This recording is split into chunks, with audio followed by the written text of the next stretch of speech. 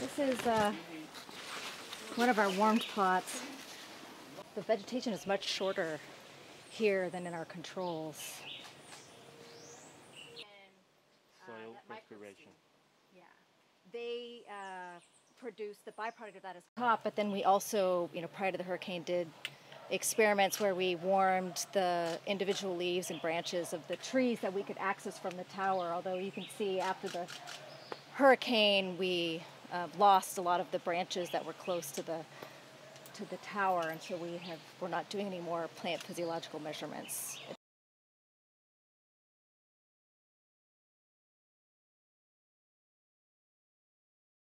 Global forests are incredibly important for understanding global climate because they exchange more carbon dioxide with the atmosphere than any other terrestrial biome. And so anything that happens in these ecosystems that could affect that balance of how much carbon dioxide they're taking in could have an effect on the climate at a global scale.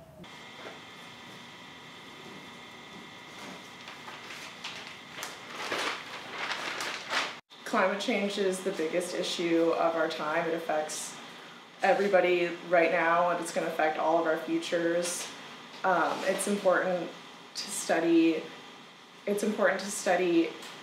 what's happening to our planet right now, what there is left to save on this planet, because so much is disappearing at such a rapid speed. So it's a mini, it's called a mini And it goes like it keeps it, yeah, there's not as much wind that comes in.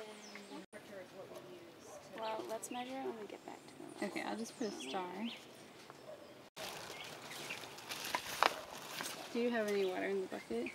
We are measuring, as I said, as many things as we can in terms of carbon cycling in the forest. And so initially, in response to the warming, we're seeing increases in the amount of carbon dioxide released from the soil through the microbial processes. And then we've also seen some decline in plant photosynthesis. But those are initial findings, and so what that means in the longer term, whether these plants will acclimate, is one of the questions that we're interested in.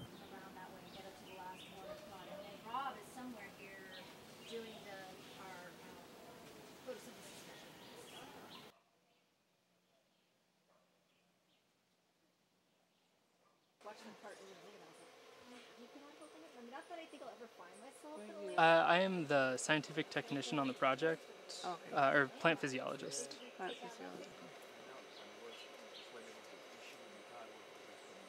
And I think also here, in studying the Luquillo experimental forest, or El Yunque, it's also important, I think, for people in Puerto Rico to understand what's going to happen to this forest. I would say it's a natural treasure. Mm-hmm. It's the only tropical forest in the U.S. National Forest System as well. So there are a lot of people that are interested in knowing how these forests will respond to changes in climate, including temperature.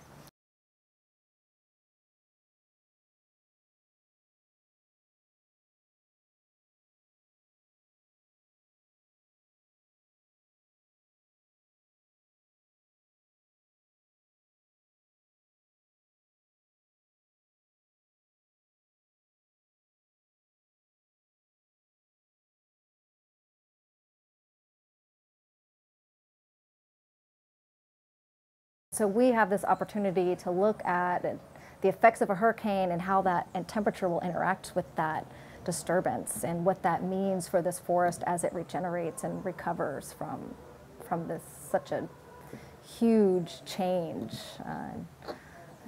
The hurricane completely, opened up the forest canopy, and we lost all the green leaves, the major branches, and so it's just a completely different forest. And so as that forest comes back, does it recover differently if it's warmer? That power up. I don't even. I mean, this is like